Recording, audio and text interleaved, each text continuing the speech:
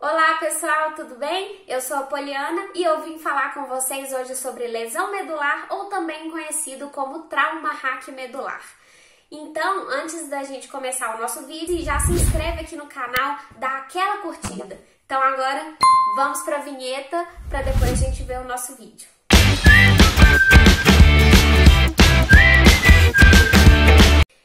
Antes de começar falando sobre a lesão medular, nós temos que entender o que é a lesão medular. É quando tem uma interrupção de impulsos nervosos abaixo do nível da lesão.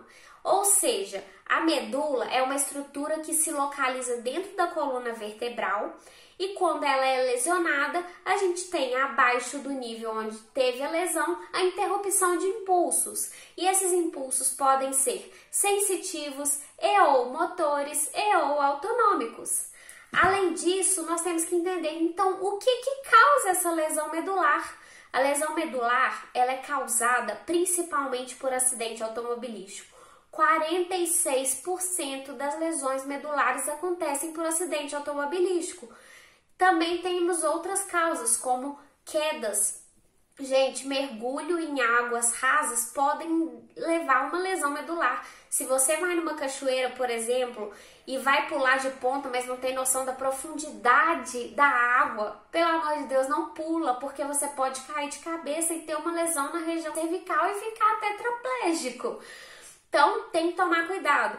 Tem outras causas também, como tumores, tá? Acidentes por armas de fogo, armas brancas, violência no geral, tá? Então, nós temos várias causas que podem levar a uma lesão medular.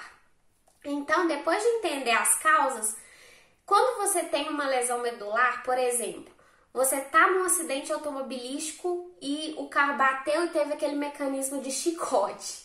Então, quando tem esse mecanismo, a lesão ela gera uma compressão, descompressão, um movimento dela dentro do canal vertebral e que pode gerar uma lesão. E essa lesão é principalmente por isquemia, tá bom? Que é a principal fisiopatologia da lesão medular. Mas pode ser também compressão, secção, por exemplo, se a pessoa tomou um tiro na coluna, ela seccionou a medula. Então, é um dos mecanismos, tá? Além disso, nós temos tipos de lesão. Tem as lesões que são completas e as lesões que são incompletas. Quando a lesão é completa, é porque abaixo do nível da lesão, o indivíduo não tem nada, nem sensibilidade, nem motricidade, incluindo a sensibilidade e motricidade de S4 e S5, que é da região anal e perianal. Quando o indivíduo ele tem somente essas raízes, ele já é considerado como uma lesão incompleta, tá? E essa lesão incompleta, então, é quando tem zonas de preservação abaixo do nível da lesão. E dentre as lesões incompletas, nós temos alguns tipos, tá? E eles incluem a síndrome medular anterior, quando a gente tem uma interrupção da transmissão da sensibilidade superficial, que inclui dor, temperatura, tato, tá? E também parte ou completamente interrupção do fluxo da motricidade, porque tem um trato córtico-espinhal lateral que nem sempre ele é totalmente acometido. Então, pode ser que essa pessoa tenha preservação de parte da motricidade abaixo do nível da lesão. Tem também a síndrome medular posterior, que acomete os fascículos grácil e cuneiforme, que transmitem a sensibilidade profunda. Quando o indivíduo tem uma déficit da sensibilidade profunda, ele tem déficit, inclusive, da percepção de movimento articular. E o indivíduo com déficit da percepção de movimento articular em membro inferior, ele vai ter déficit na marcha, como a ataxia sensitiva. Ele não vai saber como está o posicionamento do membro inferior dele. Então, ele vai andar basicamente olhando para os membros inferiores para poder saber como que está esse posicionamento. A gente também tem a síndrome medular central ou síndrome central da medula, que acomete principalmente membros superiores, tá? Quando a gente pensa na medula, a gente tem que lembrar que as fibras mais centrais, elas controlam principalmente membros superiores e as periféricas mais membros inferiores. E as intermediárias mais o tronco. Então, quando a gente tem uma síndrome que vai atingir a parte mais central da medula, vai acometer principalmente membros superiores. Além disso, tem-se a síndrome do cone medular, onde vai ter uma interrupção da parte motora e da parte sensitiva abaixo do nível da lesão, no caso nos membros inferiores. E esse indivíduo, como atingiu a região do cone medular, que é a região sacral, ele pode ter também déficits na bexiga. Ele pode ter uma bexiga neurogênica flácida, porque os estímulos para aquela bexiga foram interrompidos. Além disso, tem uma outra síndrome, que é a síndrome da cauda equina, que é diferente de todas as outras, porque ela é uma síndrome do neurônio motor inferior. Então, ela vai ter um acometimento de nervo e não de sistema nervoso central, que no caso é a medula e o encéfalo. Então, esse acometimento de nervos vai levar a uma arreflexia ou hiporreflexia, fraqueza muscular, déficit de sensibilidade. Então, e como tem vários nervos separados, nem sempre todos vão ser acometidos, ou pode ser que todos sejam. Então, o acometimento dos membros inferiores vai ser muito variável, tá bom? E uma síndrome que é muito conhecida é a síndrome de hemissecção medular, ou também conhecida como síndrome de Brown-Séquard. Quando a gente pensa numa medula, deixa eu ver se eu acho alguma coisa. Tá, a gente tem a medula aqui, um lado dela e o outro, tá bom? Então, quando a gente tem uma lesão dessa medula, tá? A medula teve uma lesão aqui. Desse lado aqui, a gente não vai ter motricidade. Por quê? As fibras motoras, elas decussaram no bulbo e quando chegou aqui, encontrou lesão, então não foi para esse membro. Só que ela foi para o membro contralateral. A sensibilidade profunda, ela se comporta da mesma maneira. Então, ela não vai chegar nesse membro, porque ela decussa na pirâmide. Então, quando a sensibilidade vai ascendendo, ela chega na lesão, tá? Então, quando ela chega na lesão, ela não é transmitida para os centros superiores. E da mesma forma, do outro lado, ela subiu e decussou lá em cima. Então, tem essa sensibilidade, tá bom? Quando a gente pensa na sensibilidade superficial, o que ela faz? Assim que a sensibilidade superficial sobe, chega na medula, ela já decussa. Então, do lado contralateral à lesão, ela vai subir, decussar. Quando ela decussar, ela vai encontrar a lesão do outro lado. Então, ela não vai ter sensibilidade superficial do lado contralateral à lesão, mas ela vai ter sensibilidade do lado da lesão. Olha que legal. Então, é uma síndrome extremamente diferente, porque ela tem uma secção da medula na metade, só que os tratos têm comportamentos diferentes, tá bom? Então, essa é a síndrome de hemissecção medular ou síndrome de Brown-Séquard.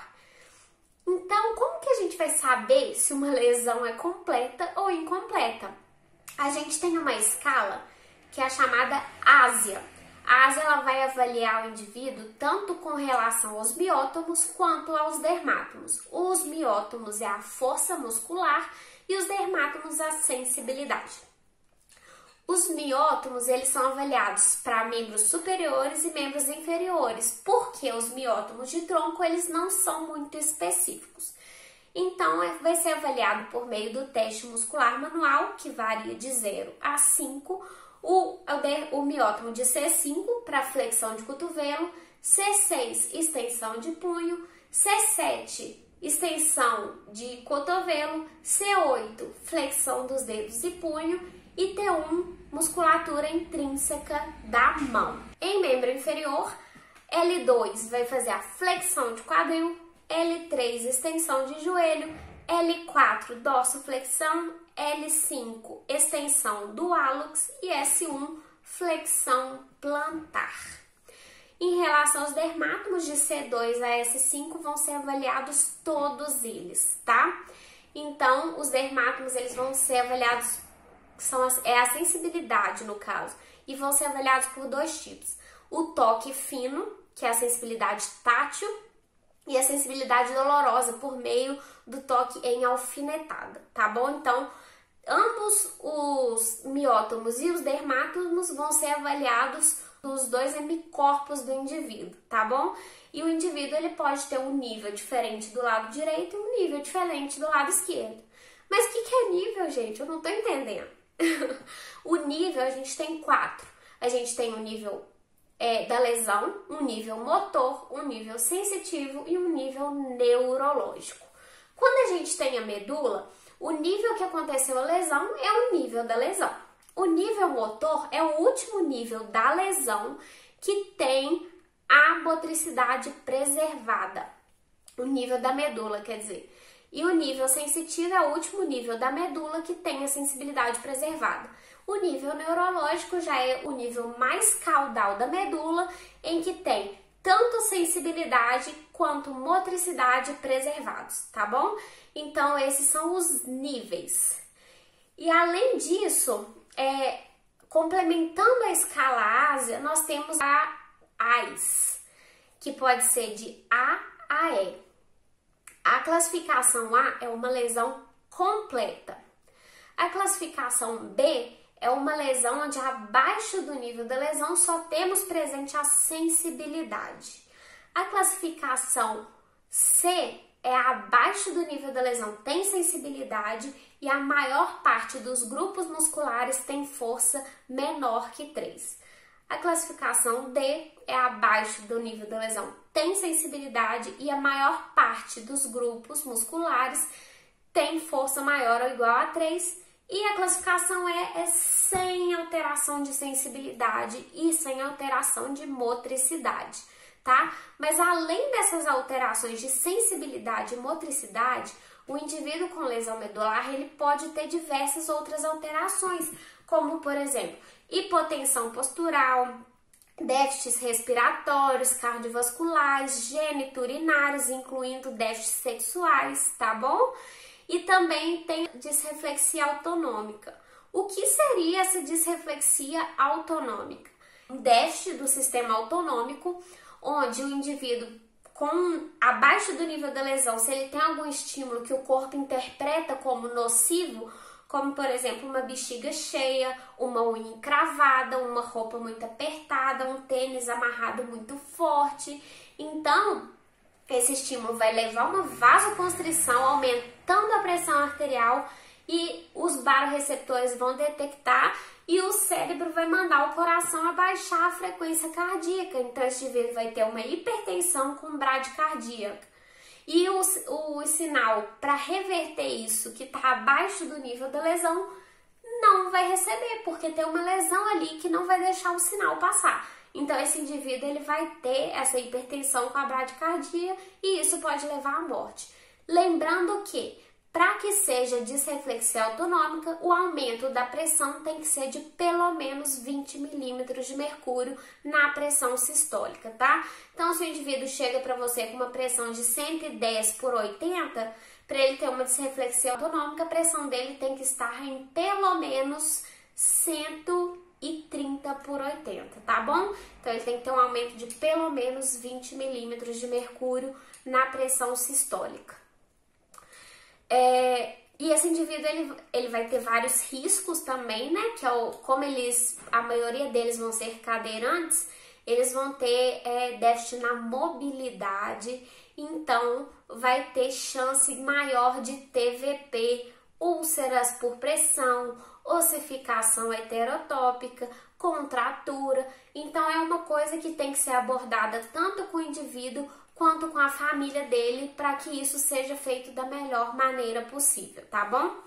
Em relação aos danos sexuais que eu tinha falado anteriormente, principalmente para indivíduo masculino por causa da ereção, a ereção ela tem duas formas, uma reflexa e uma psicogênica.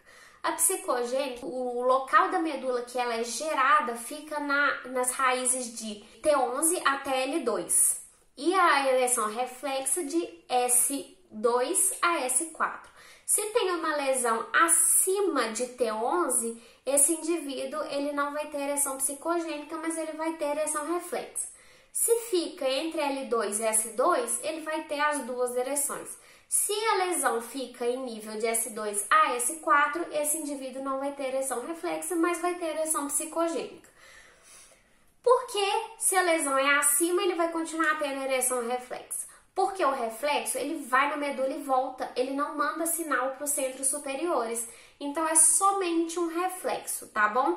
Então, esse indivíduo, ele vai ter um estímulo tátil na região genital, vai ter um reflexo de ereção que vai ser por um circuito somente medular, tá bom? Então, por isso que ele continua tendo a ereção reflexa, mesmo tendo lesão acima do nível de S2. E lembrando que a ejaculação, ela também está presente no nível de T11 e L2, porque é um reflexo simpático, tá? É uma ação simpática, então a ejaculação, ela vai se comportar da mesma forma que a ereção psicogênica. Então, como que nós vamos abordar esse indivíduo, principalmente na fase aguda? Nós temos que pensar nas questões de prognóstico, tá? Porque indivíduos que possuem uma lesão de T6 a T12, eles vão poder deambular por meio de órteses, porém não vai ser uma marcha funcional, vai ser uma marcha com um gasto energético muito mais elevado. Então vai depender do objetivo desse indivíduo, sabe? A gente não vai poder falar, já que ele pode andar, nós vamos andar. Também vai da individualidade deles.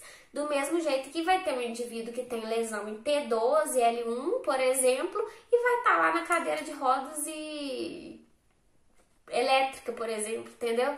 Então, são indivíduos diferentes com objetivos diferentes. Indivíduos com lesão de C8 a T1 são capazes de ser independentes para autocuidado. Indivíduos com lesão de T1 a T5, eles são capazes de realizar de forma independente transferências simples, tá? Então, na fase inicial, a gente tem que pensar mais ou menos nisso, porque é muito individual, a gente não pode ter isso muito engessado, mas a gente tem que ter um pouco em mente esses níveis, esse fator de prognóstico. Além disso, na fase aguda, é muito difícil dar um prognóstico para esse indivíduo. Por exemplo, na fase aguda, o indivíduo ele vai ter uma coisa chamada choque medular. E o choque medular, ele vai ser uma redução do reflexo, da força de tudo abaixo do nível da lesão. Ele vai ficar flácido. Então, como que você dá um prognóstico de um choque medular se ele pode durar de 3 dias a 3 meses de um indivíduo para o indivíduo?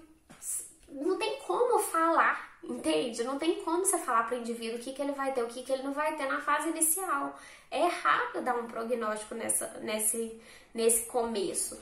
Então, a ASEA, ela vai ter que ser aplicada constantemente, não só num primeiro momento, porque vai alterar, entendeu? Pode alterar, pode não alterar, claro, não tô falando que sempre vai alterar, mas ela pode alterar e o prognóstico até melhorar, sabe? Então, na fase inicial, o que nós vamos fazer na fase inicial? Focar na manutenção e na prevenção. Então, nós vamos manter a função respiratória, cardiovascular, força muscular das áreas inervadas. Nós vamos manter a ADM, manter as funções vitais da melhor forma possível por meio de mudanças de postura, posturas verticais, prevenir lesões de pele, úlceras por pressão através da mudança de decúbito. Então, nós vamos trabalhar inicialmente dessa forma. E depois, o foco tem que ser tudo o máximo. O indivíduo tem que ter força máxima, condicionamento máximo, tudo máximo. Por quê?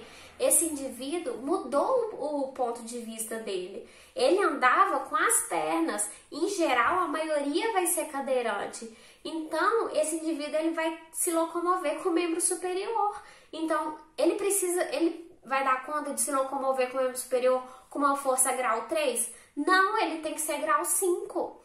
Ele vai se locomover com uma DM restrita? Não, ele tem que ter uma DM adequada.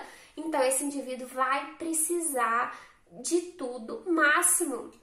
E vamos ter que pensar em prevenção de lesão também, porque o ombro vai trabalhar mais e é uma articulação instável. Então, vamos ter que trabalhar força, estabilização e propriocepção desse ombro. Então, é claro que a gente vai basear o tratamento com foco na independência funcional e na reinserção social e baseado na queixa do indivíduo e da família.